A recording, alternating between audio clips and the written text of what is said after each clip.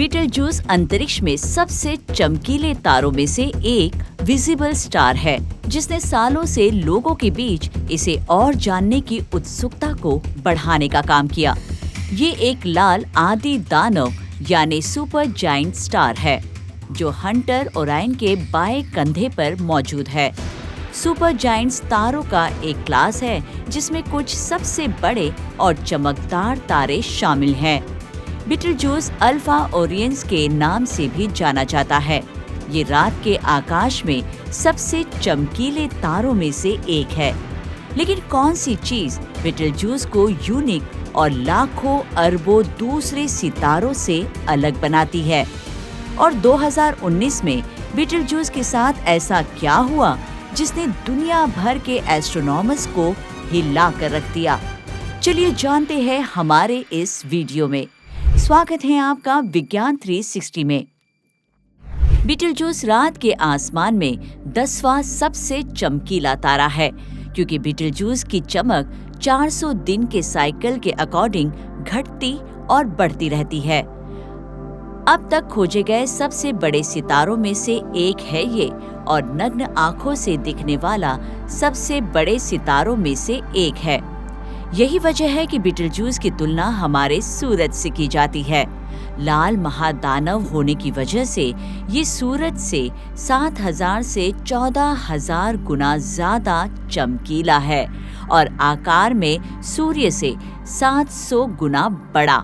अगर इसे सूरज की जगह पर रखा जाता तो ये मंगल से परे एस्टेरॉयड बेल्ट को घेर लेता। इतना ही नहीं, ये सूरज से 15 गुना बड़ा भी है, इसीलिए ये बड़ा और चमकीला है। वही ये हमारे सूरज से ज्यादा ठंडा भी है।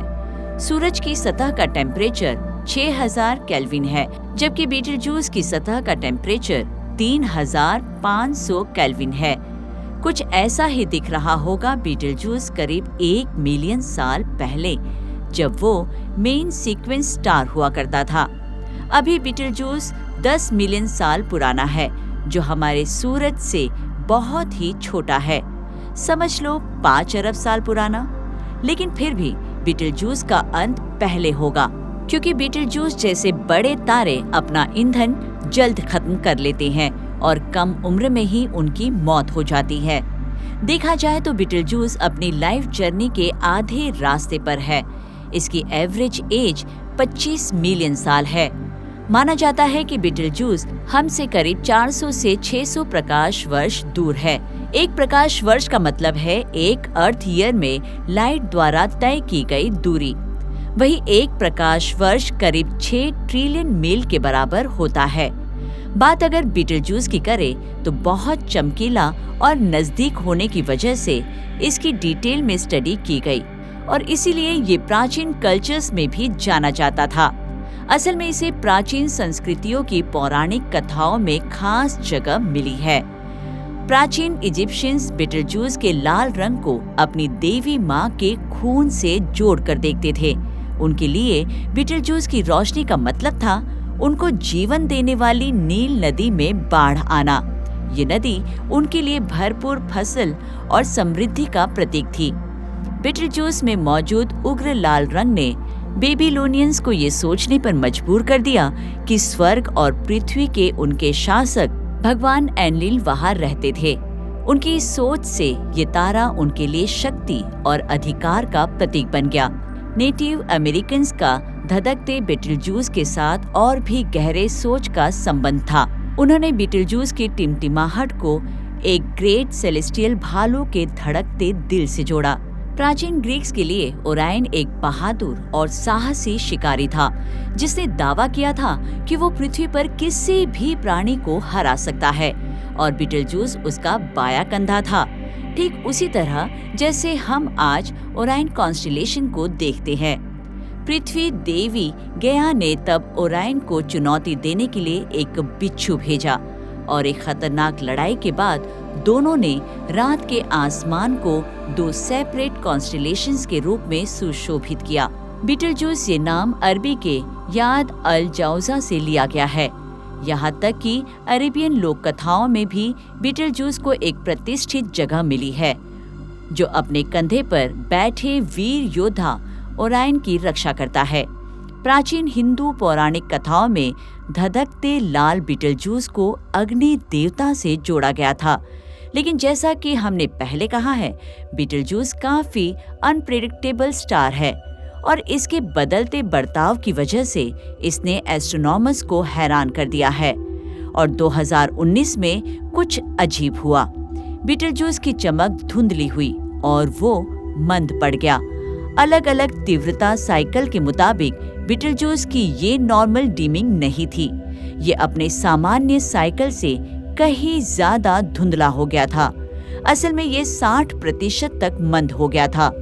वैज्ञानिक इसे ग्रे डिमिंग कहने लगे। वैज्ञानिकों को लगने लगा कि कहीं ये तूफान से पहले की शांति तो नहीं, एक प्री सुपरनोवा डिमिंग जो बीटलजूस को सुपरनोवा में ले जाएगी और आखिरकार विस्फोट कर इसकी मौत की वजह बनेगी।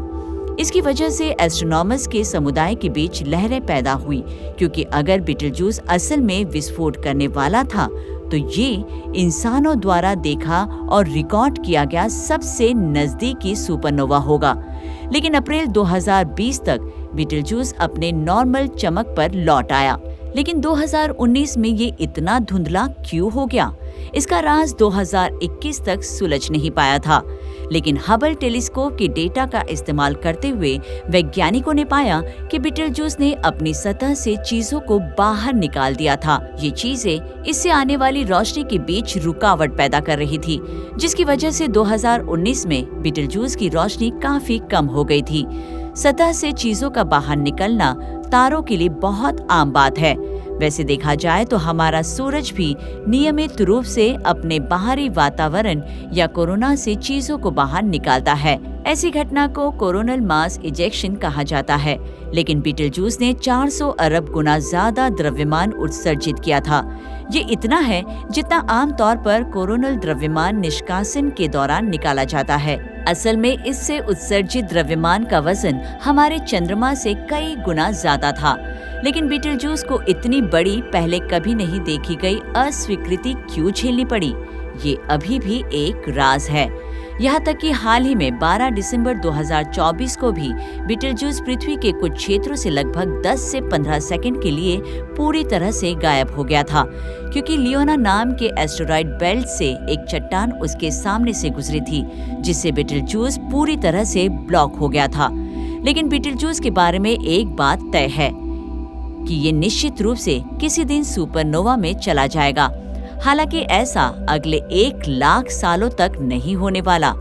वैज्ञानिकों का अनुमान है कि जब उग्र लाल बीटलजूस सुपरनोवा में जाएगा तो ये 3 महीने तक हमारे रात के आसमान में आधे चांद की तरह चमकता रहेगा।